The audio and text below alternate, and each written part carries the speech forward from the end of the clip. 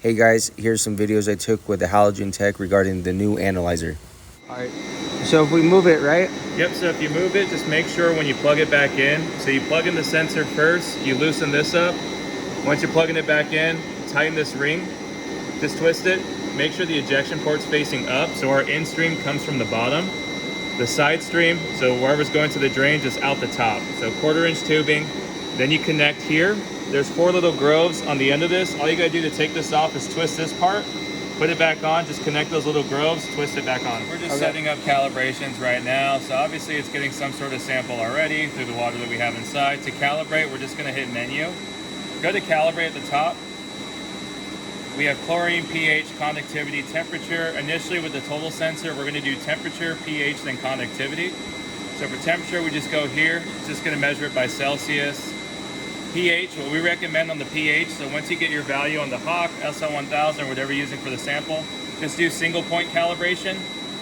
You enter the values, just hit enter, and just adjust the arrows to the numbers, up and down, up for up, low for low. Go back. Conductivity, same thing, hit enter, just hit enter again. Once you have your correct value, just hit enter, it's gonna save it. Okay.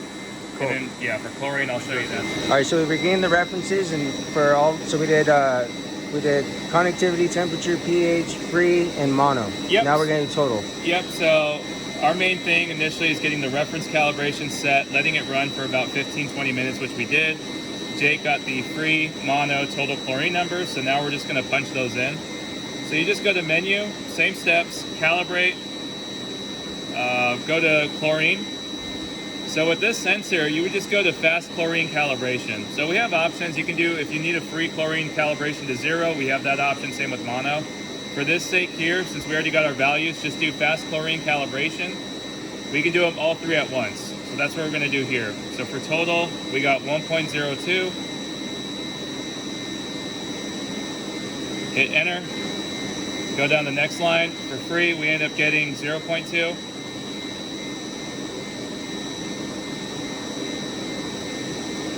Boom. Okay. And then for mono, we ended up getting 0.52.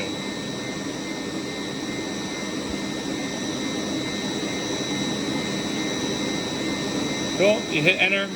At the end, just go down to calibrate, hit enter again.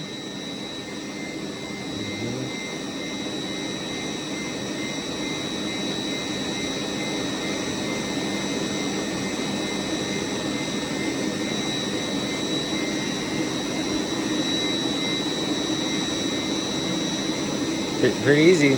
Yep, it's all set. I good.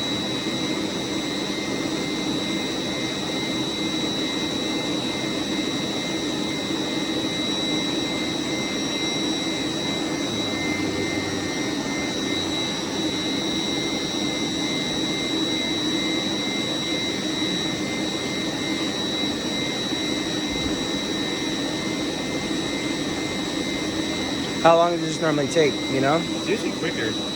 Yeah, it usually takes only maybe, after I hit that button, probably 15-20 seconds. Okay. No problem. Maybe a second here and then. Is there a way, by the way, to put this analyzer on hold? Yeah, so if you just hit stop, it'll save its last reading on the SCADA. Okay. Just gonna go calibrate, chlorine. All right, fast chlorine cal. Okay, we'll do free.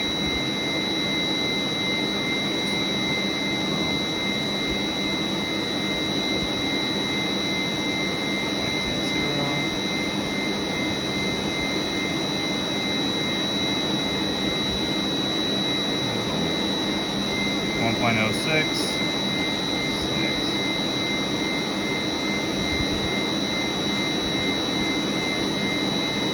Mono 0.45.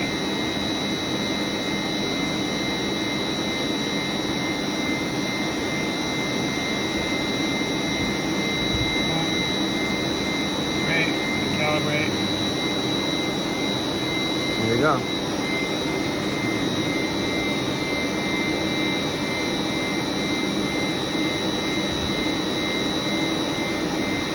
On the inside of the actual controller, we have 420 analog output. So if you're going to connect it to SCADA, Just want to show you what it looks like on the screen here. So you just go menu, configuration, go to 420 output setup. So initially with this sensor and controller, for output channels, you're gonna see you have your 4, it's gonna be default. So chlorine MP5, all that's basically stating is free chlorine. So if you want to change your channels, you're more than happy to, or more than, you're welcome to.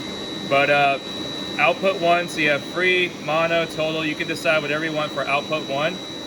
So basically that goes for all the parameters. So on this sensor you'll have total, monochloramine free, conductivity, temperature, pH, ORP. Whichever ones you want to send directly to SCADA, just know you can define whichever outputs is sending whatever parameter. For upper and lower limits, same thing on configuration, then just go to MA output, or what the hell is it called? Sorry, language. Very good, yeah. 420 output setup. So go here, just go to upper limit. You can define this for each parameter as well. So chlorine right now it's just at 10, but you can change it if you'd like. Lower limit, same thing. Upper and lower limits for all of them.